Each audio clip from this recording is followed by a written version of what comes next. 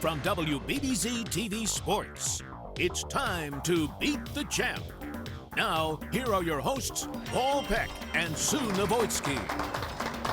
Well, hi, everybody, and welcome to the Tonawanda Bowling Center for a whole new month of Beat the Champ. And this is one of our favorite places because it's also one of our more challenging bowling centers. Well, even though this place is well known for high scores, they can all be changed with the shot. And we have a modified house shot today, which should drop the scores a little bit, even though we got some great bowlers out there. Yeah, and it took a little while for those bowlers to kind of find those scores through the course of qualifying. We know one guy's coming in hot. That's Tim Frenz off the wins in Jamestown. He'll be our champion to beat today, and three pretty good challengers trying to do that in Kevin Volker, Tom Kress, and Curtis Foss. Right. Kevin Volker has grown up in this bowling center. His dad was a league bowler here for a long time, and he's here today to watch. And we know Curtis Foss he can bowl on anything. So maybe he'll make it look easy. And, the other bowler, we'll see. Yeah, well, and Janelle coming up later on in the next couple of weeks. We've also got some great bowlers. Of course, our buddy Mike Zarcone is back. He always bowls here. We have the third ever woman to bowl on our show. She'll be a part of this, along with the first Canadian we've ever had. So that's going to keep everybody entertained. Yeah, and that's always what we love to see on this show because it's so different, and that's what the sport is all about. Yes. So who is the champ to beat here at the TBC? Well, that is TBD. So let's get rolling. Match number one is the always fashionable Tim Frenz taking on Kevin Volker, and that'll get us started here for this week's show at the Tonawanda Bowling Center. Tim Frenz coming off 2 wins in a row down in Jamestown, allowing him to make the trip back up to Western New York here where he lives. He's from Williamsville, and bowl a little closer to home and try to keep that winning streak alive. And here we go with another fun month here on Beat the Champ at the Tonawanda Bowling Center, and we're off and rolling. Well, it took Tim a little bit of time to get that title. Pick his outfit out? Well, remember, we could make the show, I think 20 some times and not have to have a different outfit. Yes, we'll have to get, he did say that. Yeah, there's a whole bunch of outfits like this in his closet. Bonus points on the coordination, although I do feel like he might have borrowed this from the recently competed Triple Crown, and maybe left over from one of the jockeys. It does have that look to it. Yes, it does. So a spare in the first frame for Tim Frenz after leaving that 4-pin, and now we get our first look at Kevin Volker. Been a little while since we've had Kevin Volker on the show. We got to go all the way back to early 2018 when Kevin last competed on the show at the Kearns Avenue Bowling Center. He is from right here in Tonawanda, bowls a lot here at the Tonawanda Bowling Center. Still looking for his first Beat the Champ victory. Yeah, well, sometimes it takes a little time to get acclimated to all that's going on, and just like I was starting to say about Tim, same thing. But it's nice to feel comfortable, and when you're bowling in a bowling center, that you know the approaches, you know how the lane breaks down. There's that nice comfort level there. Yeah, and this is home for Kevin Volker. This is his home bowling center, as we mentioned, and of course, for all the details on the show and on the bowlers themselves, at Beat the Champ is the place to go on Twitter, hashtag Beat the Champ, and of course, like us on the Facebook page. Everything you need to know about the show is right there on the Facebook page, including schedules for the next 3 venues that we'll be at here on the show, so plan your summer. Yeah, right feel now, free to come out and watch. Kevin Volker planning the early summer with a great start, a pair of strikes. Again, we're talking a little bit about that comfort zone, and when you feel like you know the lanes, I'll tell you, many times in my career, I've always felt better in places that I know. It is a synthetic surface here at the Tonawanda Bowling Center. We talk a lot about that. We always want to make sure everybody knows what kind of surface the bowlers are dealing with. Great shot there. We'll talk a little bit more about what has proven to be a rather challenging oil pattern Get here. the crowd going? Yes, well, Tim's good at that. You know, one thing about synthetics, and the lanes themselves can be synthetic, and there's a choice then to make the approach is wood or the approach is synthetic. And you'll often find wood approaches left, even though they've changed the lanes to synthetic, because of the bowlers, their shoes, sticky factors in that. We have wood approaches here. Synthetic approaches can be very trying.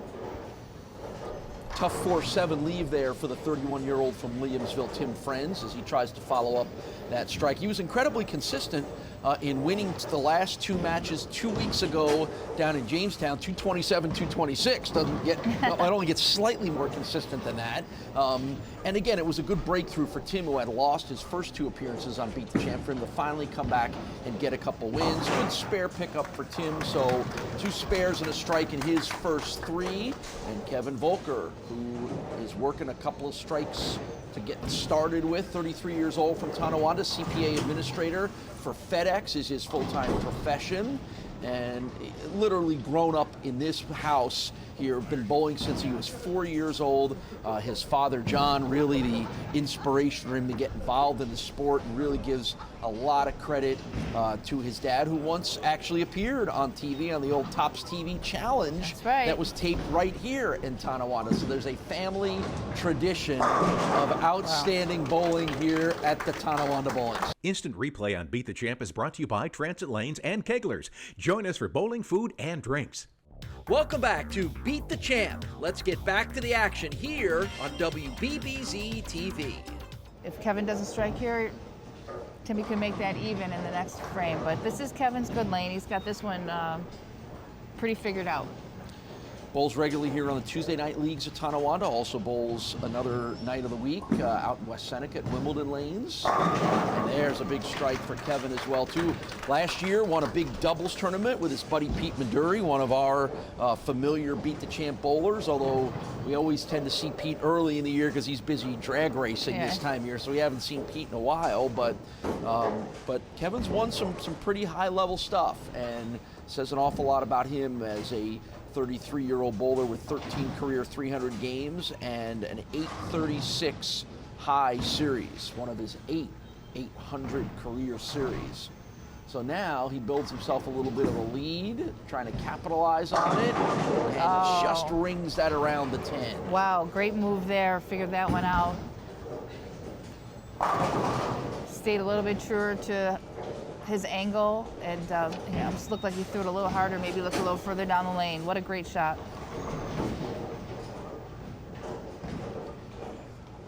It's one of the tricks right there is, moving your eyes a little bit further down the lane when your ball's hooking early. And it almost looks like you're gaining some ball speed, but it pushes the ball further down the lane, and that was a great adjustment there. All right, so a spare in the 8th frame for Kevin. He's got a pretty good sized lead, but Tim's working on a double, so that's going to disappear very quickly. Actually, a strike here is going to pull Timmy within pins. Actually give him the ability to go ahead if he can double. So he's working 2 in a row on a double, looking for 3 here in frame 8. Got it. I'll tell you right now, that was well inside his target. He's looking more around this second arrow. That one was pretty much what we would call a frozen rope, just straight up. It didn't move very much, didn't curve very much, didn't definitely turn knows very he caught much. a break there. That was definitely the inside. Frozen rope. Nice. Normally a football term, but I'm good to see you work it into some bowling chatter. So now 3 in a row. Tim going to go for 4. Well, this is for the lead right here. Oh boy, everything just went flying right around the 4 pin. That was important, because without that strike, he's down 3 Tim pins. knows it too, doesn't he? Yeah, See the look on his face. But we're down to single pins now, so. Well, here's the difference. Tim gets to finish on the good lane, and he's still making Kevin. It's taken us all of 5 minutes to determine which is the good lane and the bad As lane. usual, right? Never takes very long for us to decide which lane we love and which lane everybody hates. But as the weeks go on, that could flip-flop. That's another weird thing. It's true. Right now it's 39 that nobody seems to be loving. All right, so now in a very tight match, Kevin Volker will have the chance to finish things off here, frames 9 and 10. Boy, right down the pipe for Kevin and a big 9th frame strike. Well, Kevin has not missed on lane 40. And he can shut Timmy out here. Timmy can only go to 226. So he's still gonna need, definitely gonna need a strike here and some count. But the first one's important. If he doesn't strike on the first one, Timmy still has an open door. So a little bit of pressure here on Kevin Volker to finish this match out. See what he does. 10th frame.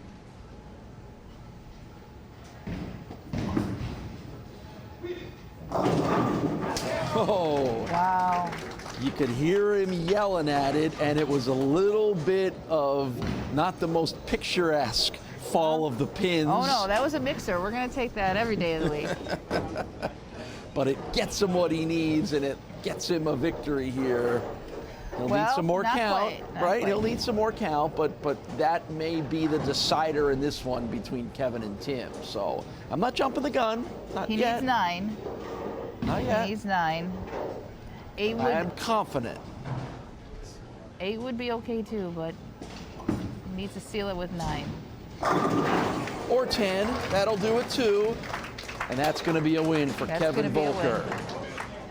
So a good match to get us started here. Right down, ups, ebbs, and flows. Kevin starts with 3 strikes, and then Tim comes back with 3 in a row. And both guys sort of had some times where they didn't get things working the way they wanted it to, but it's a win. Kevin Volker gets the victory, ends the 2-match winning streak for Tim Frenz, and he'll move on to match number 2. We'll talk to Tim, get ready for that match when Sue and I return. We are off and rolling.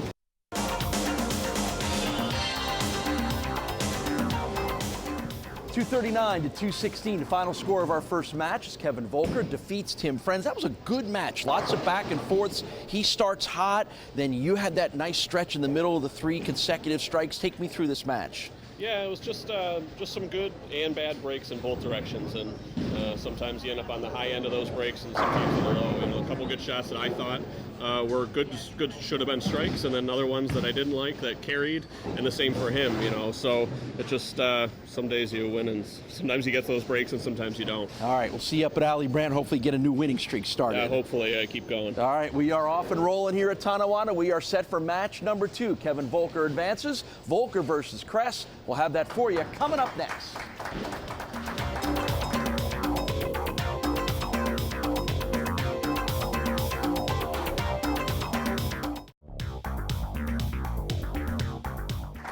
Match number 2 is Kevin Volker against Tom Kress. And Volker going to try to follow up his first ever Beat the Champ victory with win number 2.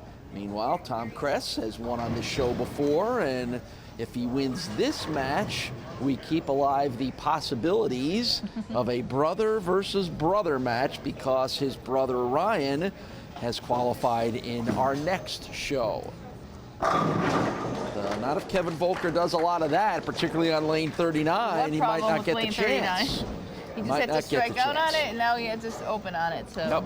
So Volker, and again, can't underestimate or understate the value of this being a place where Kevin Volker knows, bowls well, and feels incredibly comfortable. Maybe because of those 2 reasons.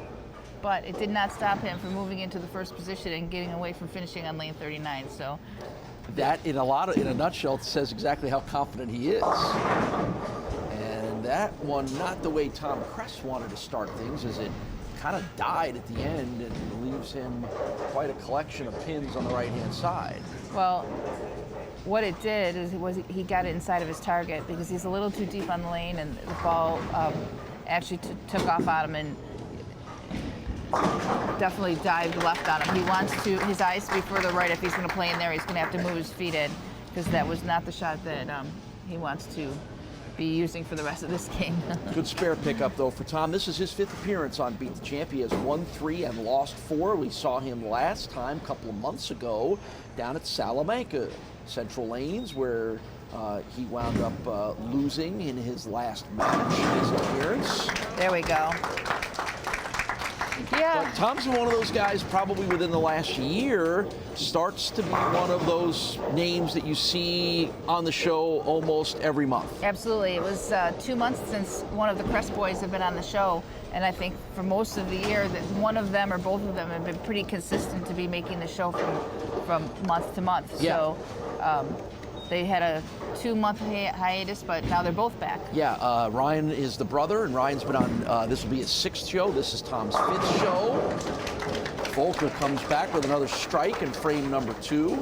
So the Kress brothers are an interesting story. We'll talk more about that, particularly if Tom is able to win and keep winning, and we may get to a rematch of brother versus brother. But again, in the meantime, Kevin's got something to say about that as you check the early scores on the Castellone Chrysler Dodge Jeep Ram scoreboard. What's interesting with Kevin is because he's grown up in this center, and this center, because I worked here for quite a few years, this center has been notoriously dry to the outside.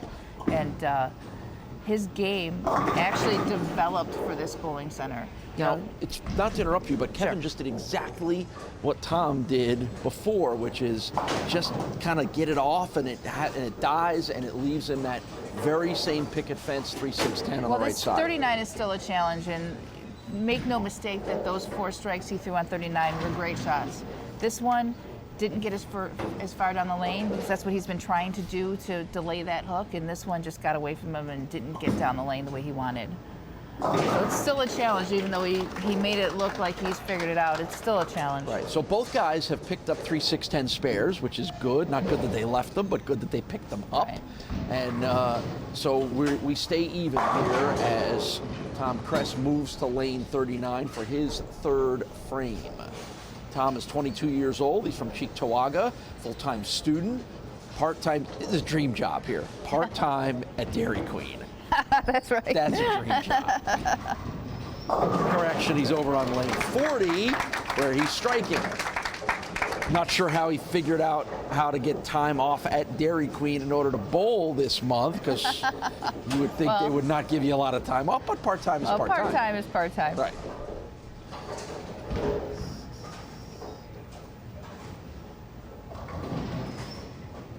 .210 overall cumulative average for Tom, and he's got a good cheering section here at the Tonawanda Bowling Center.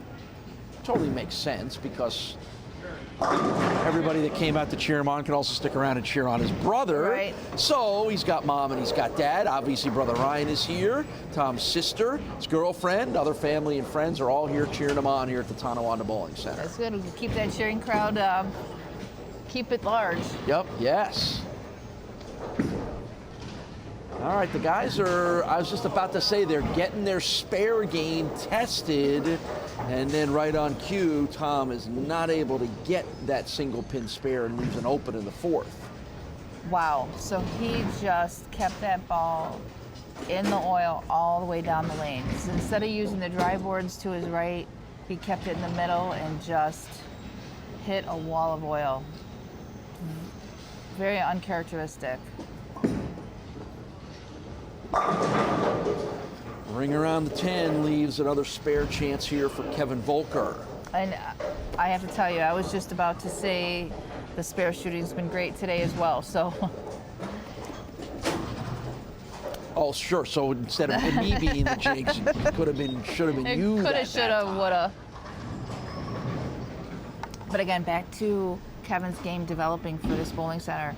He doesn't have an early roll. You almost see his hand position being almost a suit. Welcome back to Beat the Champ. You know, it was funny. We've had some. Oh, that's not what Kevin wanted. There, lane 39 is showing its teeth early on here. What I was going to say was, in looking back through a little bit of the history of our trips here, this is now trip number 4 here to Tonawanda. There are no long winning streaks that have been cultivated or continued or started here at Tonawanda. We've had no 300s on the show. So we've had, you know, Mike Zarcone's been really good here because he's familiar. He bowls. Oh! Great spare. What a great spare pickup by Kevin Volker. Great spare to keep the lead. My point is that this place has been a bit of a challenge, and there hasn't been easy for any one particular bowler. And I think the fact that there's no long winning streaks, there's no dominant bowler, there's no Tonawanda guy, quote unquote, tells you a little bit about what the challenge of this place can be. And the look on the face tells you exactly what Tom Kress's challenge is now, with a rather difficult 6, 7, 10 spare to pick up. I've always found this house to be, not that I think it's notoriously difficult, but it's challenging in a sense that it's been wet dry over the years. So the dry has been very dry, and the wet has been very wet, which is why Kevin's game matches up very well here. Tom has more roll, so his ball is actually moving right off his hand. Kevin's is not, and that can be a challenge in this place. Well, you saw the second open for Tom Kress, as that difficult spare was going to be really hard to pick up. So opens in his 4th and 7th for Tom Kress, and frustration again here in the 8th as he's got to get that 4-pin on a single spare.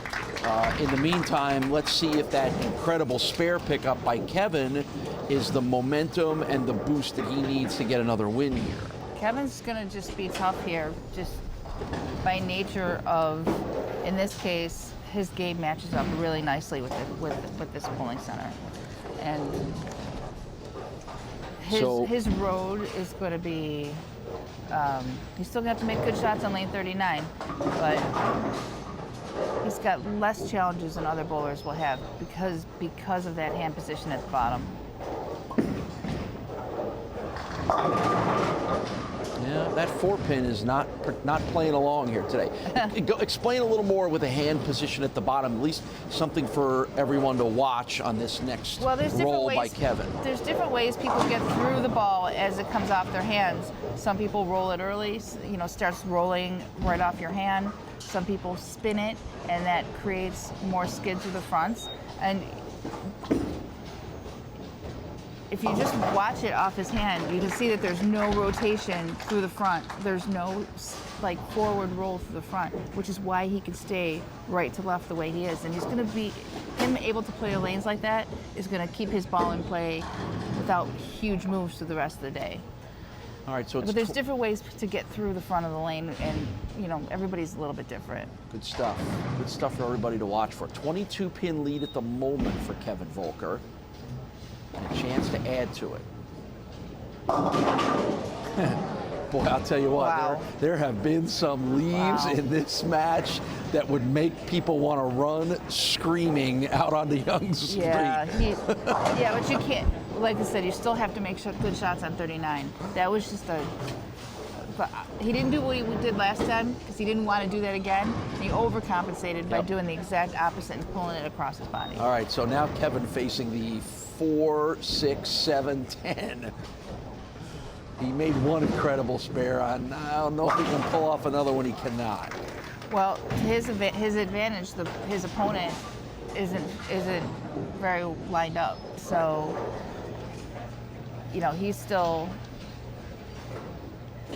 has this game pretty well in hand.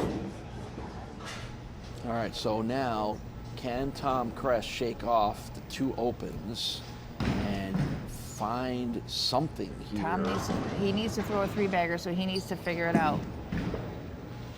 A little too far right. Unfortunately for Tom, he looks a little discouraged. Oh, no question. I think we saw that a couple frames ago. Yep. He is still in this match. I mean, if he can just figure it out, he is not shut out of this match in any way. In fact, he can shut. And that's not how you wanted to do it. No. Second missed spare, 3rd open in the match.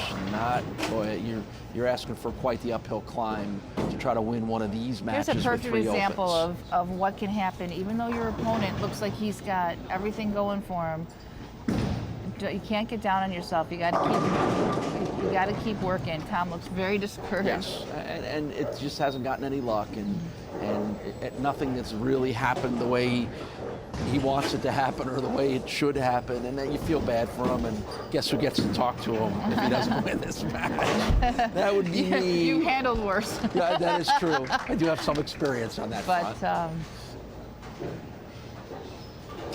But Kevin's going to win this match on the bench. Yeah, tough one for Tom, and again, not the last hope for the Kress family, because brother Ryan will be on next week's show, but not how he wanted it to go with a 167 on the board for Tom Kress. Meanwhile, Kevin, who's had some ups and downs as well in this match too, is going to get himself a win. 2 in a row for Kevin Volker, and a chance to sweep the week in the third match of the day against Kevin Foss. We will talk to Tom Kress, get you ready for that match when Sue and I and Jeanette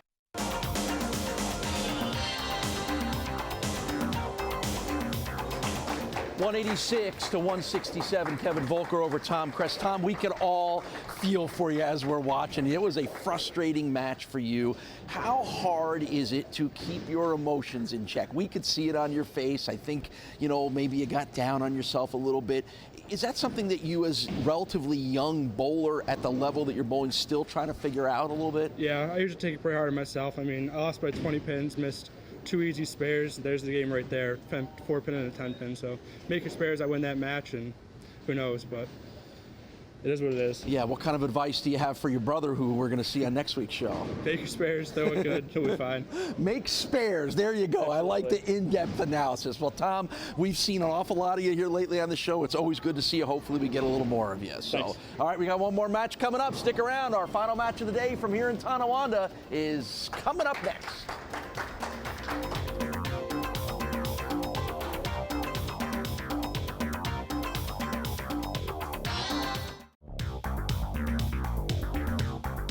Match number 3 is Kevin Volker looking for his 3rd consecutive win. The opponent will be Curtis Foss. More on Curtis in just a moment, but Kevin Volker, who we said had not won on our show, has now evened up his record, 2 wins and 2 losses, thanks to the 2 wins in a row. And I'm sure Kevin Sue will tell you that anytime you can bowl a 186 and come out of there with a win, you thank your lucky stars and you say, well, who's the next opponent? Let me see if I can't get it fixed. And that looks like he's got it fixed. Right, he switched balls now. That's transition. As the lanes change, you got to make changes with it. So he's been able to change balls and stay in the same place, which is always nice when you can do that. Here's the opponent, Curtis Foss, 31 years old, from Medina, New York, making his 5th appearance here on Beat the Champ. His first roll is a strike. Whoa. 2 wins and 4 losses so far on the show for Curtis. Last time we saw him was at Transit Lanes a couple of months ago. But beyond these 2 bowlers, we are incredibly excited to welcome in a very special guest, one of the all-time greats, the first ever professional bowler from here in Western New York, and someone that I know means an awful lot to you. I'm going to let you handle talking to your buddy Jimmy Schroeder here. Jimmy, thank you. What an honor it is to have you on the show. Well, it's an honor to be here, Paul. I enjoyed the show very much. Thank you very much. Like watching it. Oh, that one got away from him. So, Jimmy, I've known you for a long time, and when I came into this place, you were doing the clinic here on Tuesdays, but you've actually been coaching almost as long as you were bowling. Yeah, I like to coach, and I did a lot of instructing. I enjoyed teaching people how to bowl, and did a lot of fun doing it. We were very good at Tonawanda Bowling Center. They're very good people to work with, and a lot of good bowlers come through here. Now, I read that you coached on an international level as well, so you have been coaching for nationally, internationally? Oh yeah, I work around the world, really, a lot of places, France, or Germany, and England, and Canada, Mexico, Japan, Far East. Wow, it's exciting that bowling can take you so many places like that. Well, in those days, we did a lot of traveling. We made the Far East. I did the tour for the services in the Far East. We visited about 30 countries, and all the servicemen. We did the World Falstaff team. I was with the Falstaff team. I was one of the members. Right. And we toured the Far East Wow. for the U.S. Services. That So, was a lot of fun. Back in those days, because I did see that you were part of your first Buffalo person from a nationally recognized team, and that was the Falstaff team. Right. And that was back when the Dick Weber days, when we heard of, you know, those great famous teams, which you don't really hear of so much anymore. I bowled with Falstaff in 1958, and the year before, the Budweiser team won the World Championship. And the next year, which was 58, I was on the team that won I was with the team that won the World Championship. We toured the Far East. So the Falstaff was a very, very popular team, and of course the Budweisers were the greatest. Right. Don Carter and Dick Weber, and we had Billy Wadlew and Buzz Fazio, Harry Smith, Carl Smith. Richards. Well, it was a wonderful experience being a part of the team. It is, isn't it? Because I know from my years with, you know, the girls I've bowled with, I know how special it is. Wow, you girls are super good. I mean, I can't believe how good you girls bowl, and you really represented Buffalo area very well. Oh, it was so much Probably fun. best in the country, as good as It was a very special time with a very special team, so I know what it feels like. So you were one of the 25 charter members of the PBA, which is now, that was 1959. Well, the year they started in 1959, and Ellie Grant was locally, of course, and Ellie and I were traveling a lot together. And we were one of the first guys that joined the PBA, and well, that's when we started the PBA, 1959. So that was a great, exciting time, because there was no pro bowlers at that time per se, and then we became pros, I guess. So the team bowling came before the professional bowling. The team bowling was very big in those days, bigger than ever, and that was everything in team bowling. And then the all-stars and the individual bowling was very important also. If you bowled an ABC tournament, won a tournament or something, that was the best thing you could do to make yourself popular, you know, and to become one of the star players. So I was lucky to be involved with all those fellas. They're wonderful guys to bowl. Had a good time doing it. Yep. And we had a great show here in Buffalo. The Beat the Champ show was the biggest show around. We were really a very popular show. And now, Paul and you still here, where you refurbished that show, got that show going again. You ought to get a three-game series going. Oh, I know. Think That was wonderful to do. I think the area could use this. You know what? They should do we should think about a throwback show and have, like, we can do whatever with those 4 shows, maybe get a 3-game series going or something, because those were, it's a different challenge, bowling 3 games, certainly, than bowling 1. Well, bowling was more or less like a family sport. The professional bowlers just became popular in 58, 59, where they could make a living bowling. And I was very lucky and fortunate to bowl with Falstaff and be with such great, phenomenal bowlers, and it was very, very big in those days. Instant replay on Beat the Champ is brought to you by Transit Lanes and Keglers. Join us for bowling, food, and drinks. Welcome back to Beat the Champ. And I think Buffalo was very lucky to have people like the Colburns bowl. All the girls they're so good. Yep. Phyllis Totaro was very popular back in those days, where she was probably one of the great new young bowlers that come out in the 50s.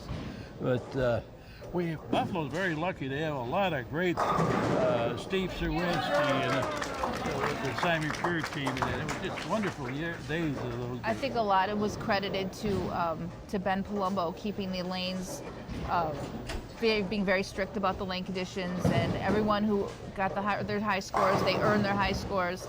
I think that's what produced so much good bowlers from this area, is that the lanes were always kept to be a little bit more difficult.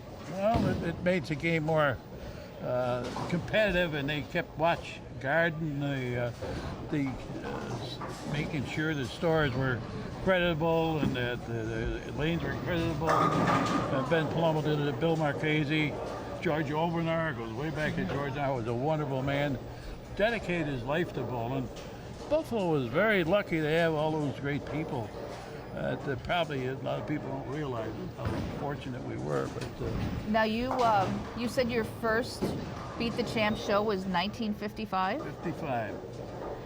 So this Black goes and white way TV. back. Chuck Healy, you said. No color TV. But I bowled Tom Harnish. Your outfits would have fit in perfectly back then, Sue. I think Tom, You mean there's color? I never heard of it. Yes, there is. That is an option. No way. What did the show, Jimmy, sort of mean to cultivate the great bowlers of Buffalo when those guys had the chance to go on and win money and be on TV? How much did that sort of raise the level of bowling in town? well, it opened a lot of doors. I mean, it afforded me a nice living all those years. I bowled 68 years competitively. That's a long time to be in a sport competitively. But you as a regular bowler and then a senior bowler, we had a senior tour, and bowling is a lifelong sport. Really, here I'm going to be ancient, and I was not able to bowl because I've had some physical problems. But it provides you with a long life of bowling, a sport, playing a sport that's competitive. You can be competitive in this sport. And watching these fellas, young fellas here today, you see young guys at 17, 18, 19, 20 years old playing pretty good players. Yep. So bowling is a very competitive sport, and I think probably one of the most played sport of all the sports. Bowling is very popular.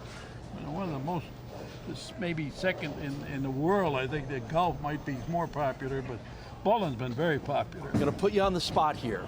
Who's the best bowler that you ever bowled against nationally and from Western New York, locally? Well, locally, many guys. You can give us a couple. You don't have to hold it to one. Jackie Zach, Steve Sawinski, Ellie Branch. Buffalo had a lot of great bowlers. Simon Pures were all great bowlers. Gordy McMahon, Jerry Beck. Those names come to mind. Dick Weber, Don Carter. Don Carter was just one of the first big star players that was very popular. Dick Weber had a long life in bowling. Is very popular. Beat Weber, and there's just so many guys. I was very fortunate to rub shoulders with all those fellows. Right. And, you learn a lot from each other. Helps each other. Bowling's doing very, very good to many people. Yeah, well, it's been great to you, Greater Buffalo Sports Hall of Fame member on every other level. Jimmy, what a pleasure it's been to catch up with you and hear some of the stories, and just to think that we're doing a show now that you were on and dates back to the mid-50s is pretty cool for Sue and I to be a part of it. Well, Ellie Brand had the record 886 for 39 years. And my buddy, Glenn Allison, shot the first 900. 300, 300, 300. How about that? Yep. And he didn't get credit for it, but they still want to give him credit for having the first official 900 series ever. And equipment was way different then. I mean, we're not talking about the technology that has come into the game over the last 30 years. Well, in 1958, I bowled a 300 in St. Louis when I joined Falstaff, and I was the only guy to bowl 300 in a year. I mean, the one guy in a year, and all the great bowlers were there. Right. It shows you how difficult it was to bowl a 300 game, or a perfect game. Real quick, we're coming down to the stretch, and what's shaping up as a really good match here, as Kevin and Curtis have both had doubles in frames 7 and 8. It remains a single pin match, so this one's going to be decided here in the next couple minutes, and that's a big strike in the 9th frame for Kevin Volker, 3 in a row for him.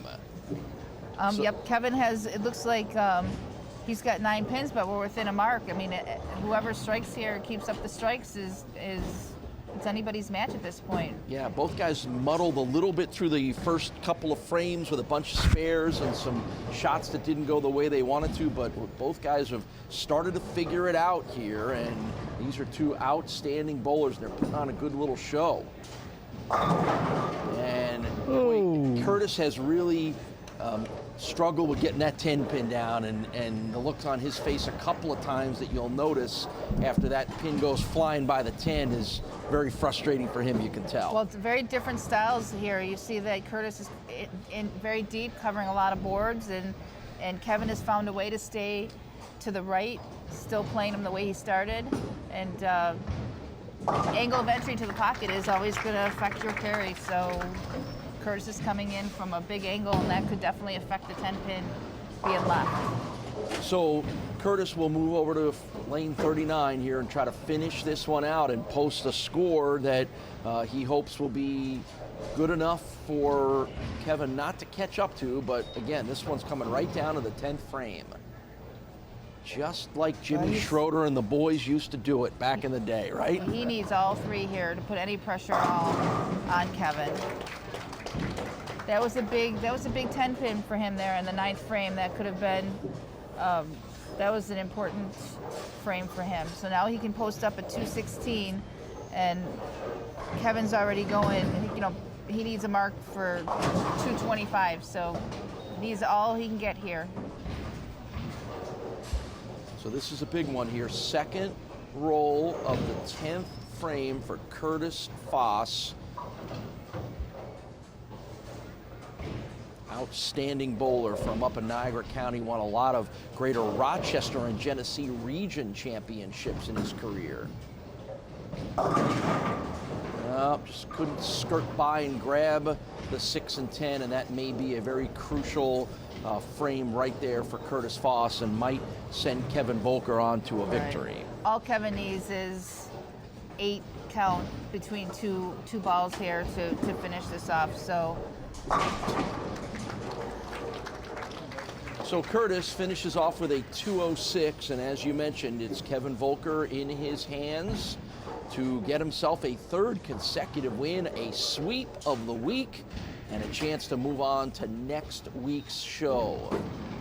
So, see, even Jimmy wants us to go back to doing series. We had the same guy win all 3, win 3 matches, so that's as close as we're going to get for you, Jimmy. And that's there's a winner. A strike that wins it for Kevin Volker. Hey, Jimmy, what a pleasure, what an honor for anybody involved in the sport of bowling to have a chance to hear what you have to say and to get a chance to visit with you. Keep up the good work. Keep going at 90 years old. We want to have you on this show a few more times in the future. Well, I'll hope I can get back, and I hope I can bowl again. Well, that would be great.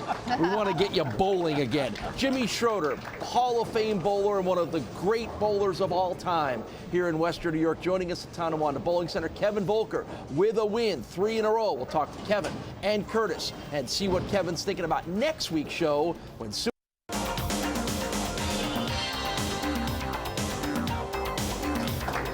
It's a sweep of the week for Kevin Volker, capped off by the win over Curtis Foss, 246 to 206. Boy, you were bowling well. You didn't get a lot of lucky breaks with the 10 pins. And when you had that stretch of a couple strikes sort of late, it looked like you might have been able to find the groove. Take me through that match. Yeah, it was tough. I struggled carrying the 10 pin, so I tried to make a couple of little bit moves, and then I thought I found a good shot, and then I just found the 10 pin again. So right. We didn't get a chance to talk too much about it during the match, but you've been doing some great work with bowling and some charity work up at the animal shelter. Give a little plug out for that here. Yeah, every November at Oak Orchard Bowl, we run a Paws Triples No Tap to help raise money for the Albion Paws Animal Shelter. And last year we raised $1,300, and they use it to help pay the heating bill for the winter, so it helps out a lot and then gets a lot of exposure for the animals. So. Awesome. Good stuff, Curtis. And I know we'll have a chance to talk more about it because I know we're going to have Curtis back on the show. This man, the Tonawanda guy, has got the hot streak going, doesn't he, Sue? Great show you put on here today, Kevin. How much does growing up in this bowling center play into how today went for you? It helps a lot. I know every pair to pair, what's different about it. And I've been bowling here since I was 4 years old, and the pins have been great to me the entire time. So, yeah, it helped a lot today for sure. And you were able to make a ball change there and still be able to stay in the same zone, and I think that helped a lot too. Yeah, I went from a dull pearl just to a shining pearl, and it got down the lane further for me, and luckily it worked because I knew 180 wasn't going to work against Curtis. He's too good of a bowler. All right, well, that was very smart. Very good bowling today, and good luck going on. Yeah, ends the match with 6 consecutive strikes. Let's see if he can keep that hot streak going because we're going to get him on next week's show. We'll get you ready for next week's show when Sue and I come back to wrap up week 1 at the Tonawanda Bowling Center. We're back right after this. Thank you, gentlemen. Curtis, always a pleasure. Well, before we talk about Kevin's bowling, I want to talk about the chance to have Jimmy Schroeder on, and in particular, I could tell how much you admire him and how much he's meant to you in your bowling career. That was outstanding. Yeah, well, he was easy to talk to. He remembers everything. I wish I remembered what he remembered, but I've known him for a long time, but I've already known him as an older man. So to go back into the 1950s and find out where our sport started, really, he was there for the beginning of it, was fascinating. Yeah, it really was stuff. Meanwhile, Kevin Volker has bowled great here, and as you asked him just a moment ago, that home center knowledge is huge, and he's taking advantage of it, which not everybody does. Right, well, as good a bowler as he is, and as good a bowler as he faced, you could tell from sitting back there that his experience here helped, and his growing up and his role and how it matches up. And it's nice to have something like that to talk about, to explain to other people, because sometimes it plays a part, sometimes it doesn't, but in this case it really did. Yeah, well, it sure did play a part, and it's going to play a part in Kevin coming back after the 3 consecutive wins to next week's show, where we've got some pretty big names he's going to have to deal with. Yeah, I mean, next week, first up, he's got to bowl against Mike Sarcone, which is a guy who bowls here. So head-to-head, who will have the home team advantage. And then after that, whoever wins that match, we have our 3rd ever female bowler on the show, Carrie, and we'll see how she does in the competition as well. Yeah, so we're shaping up as a really fun week number 2 in Tana. We got a hot guy in Kevin. We got some big names to challenge him. Make sure you stick around. We'll see you next week on Beat the Champ.